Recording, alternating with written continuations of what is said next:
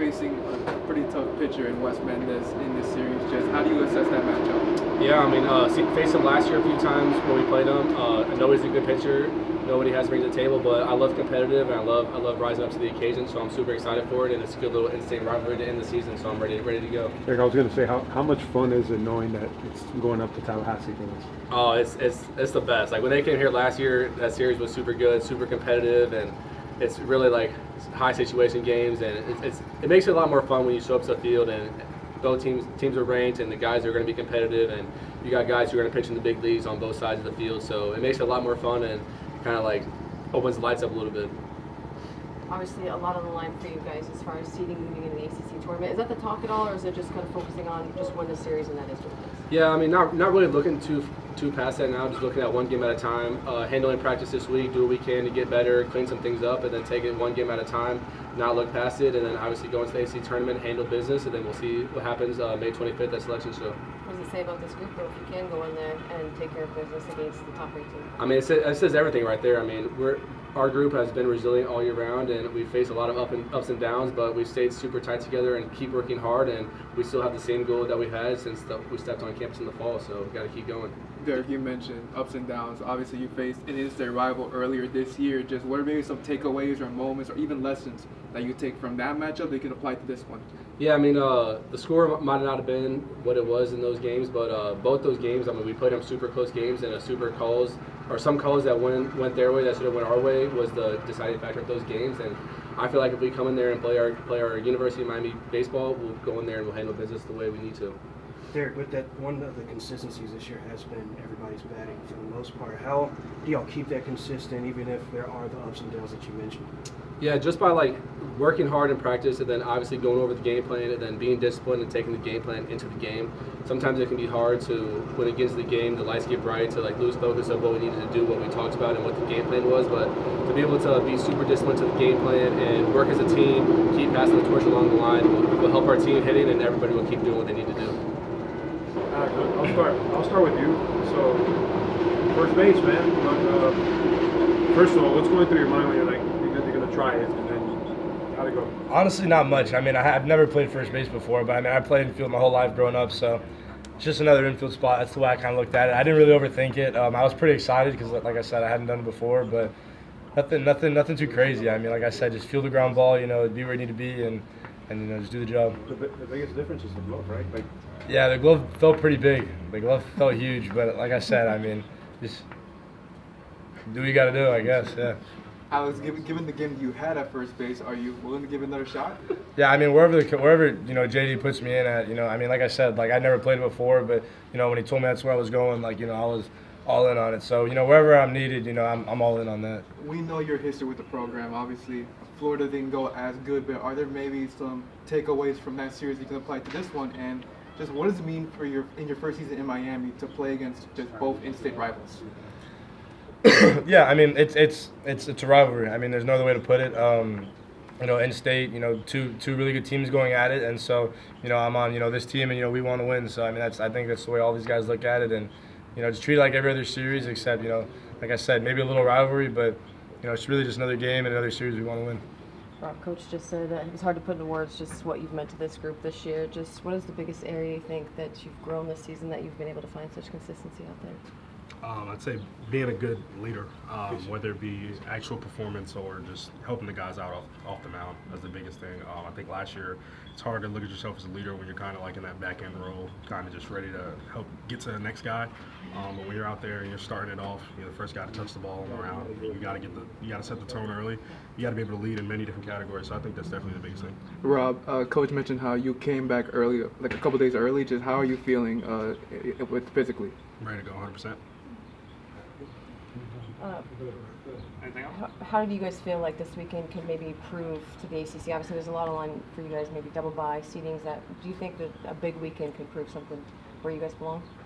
Yeah, I mean, for sure. I mean, obviously, the better we do, the higher expectations, the higher rankings, I guess. But I mean, honestly, I don't know where we stand exactly right now. To be honest, I think I speak for the team when we don't really look at that. We're just looking to win, every opportunity. So. Alex, you're facing a top pitcher in the ACC in Wes Mendez. Just how do you assess that matchup? Yeah, no, he's a Florida guy. I've known him for a while. He's a good guy.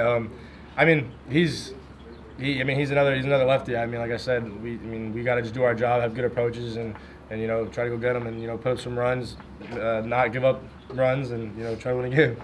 Alex, you come home this season, finally get to play for Miami. Just what has it meant to you to be back here? It's been awesome. It's a childhood dream. I can't put it into words really. I mean, every home game that we've had, it's been special. And so, like I said, to be able to go out here and play on the field I grew up coming to almost every game day is super cool. Rob, for you, you mentioned how you set the tone for most of the season. The importance of a game like this? You may not put too many eggs in one basket, but how do you go out and set the tone and lead the team the way that you have all season? Exactly, just the same way all season. It doesn't change due to where we're at, who we're playing, the environment. It's a game, right? Go out, throw strikes, get ahead, one counts early. That's it. So I mean, it's a little more energy into it, a little more focus going into it. But when it comes to the actual game plan, it's just going out, doing what I've been doing the whole year, and hopefully that leads to success. But when you do what you've been doing the whole year, it should always get you in the right place. Rob, when you look back at your last start, just what stands out to you what, as you reflect back on that one? A couple different things I'd like to work on. Strikes, getting ahead, but you got to be able to finish guys. A little more command, right? It's always good to, one walk is good, but I like to have none. And early outs, right? Keeping pitch count low and getting through the game as fast as you can. That's the biggest thing. When you go to a series like this with a good team on the road, you want to give them any chance to have momentum, energy. So if you can get in and off the mound and let the offense do their job, that's the best thing for us to do. So getting in and off the field is what's the priority for me. Robbie, did you notice pitch counts when you're after every inning? Do you notice it, or you just? I really don't check in with it until like the fifth, right? Because that's usually the time where you gotta, if you gotta start rearing back, if you have the juice in you, you gotta start doing it. If you feel like you got more in the tank, let it all out. But I usually try to look at the fifth inning. So when I look up on the board and I see maybe 60, 70 pitches, I can not change what I'm doing. But if I see I'm up there, I gotta give it everything I got, because you never know when it could be the last one you're out there for. Alex, just what's made Rob tough to go against for opponents that you've seen from behind the plate with your time there? Yeah, I mean, I would say confidence, composure, like he said, command. I mean, that's the biggest thing. If Laz wants to pitch in, Rob's, he's not shaking his head. He doesn't want anything else. If coach wants it in, he's ready to throw wherever it's needed. So, like I said, just the confidence in himself, confidence in his pitches. I mean, you go out there, you fill it up, let the defense work, pitch to contact. You don't have to pitch to strike out everybody, and I think all of that's kind of led to his success. Alex, have you and JD talked about returning to catcher in this series? Yeah, I mean it's something we're kind of playing by ear, but just keep feeling it out, and like I said, I'm ready to go as soon as I'm ready to go. So, I mean, whenever that time comes, I'm ready to go. Just how important is this series as y'all are trying to, I guess, connect all together as y'all get closer towards the postseason? Yeah, I mean it's the end of the year, and obviously we know where we're at in the standings, but just another series for us, and obviously it's a rivalry, so it means a little more. Jake, just when you're going to face one of the top pitchers in the ACC and West, just how do you assess that matchup? Who is that? West Mendes. I don't know nothing about him. Lyndon, for you, you've turned into one of the best closers that at least the ACC has seen maybe around the country. What has that process been like for you to get to this point in the way that you're playing right now? Yeah, I mean, first, thank you for that. I don't know, just kind of shout out to the coaches for, having faith in me in closing times and going into situations like that, So, yeah. Bullpen as a whole has been a little inconsistent this season. Just kind of what's been the messaging between that group, especially as hope to go out on a high note this week? Yes, ma'am. Just finish strong, get the ball moving in the right direction, and pitching wins a championship. So, yes, ma'am. Rivalry games are always really fun. Just how exciting is it for this group? That's especially how you get to end the season, regular season, with it as a rivalry. Does that kind of give it a little added juice?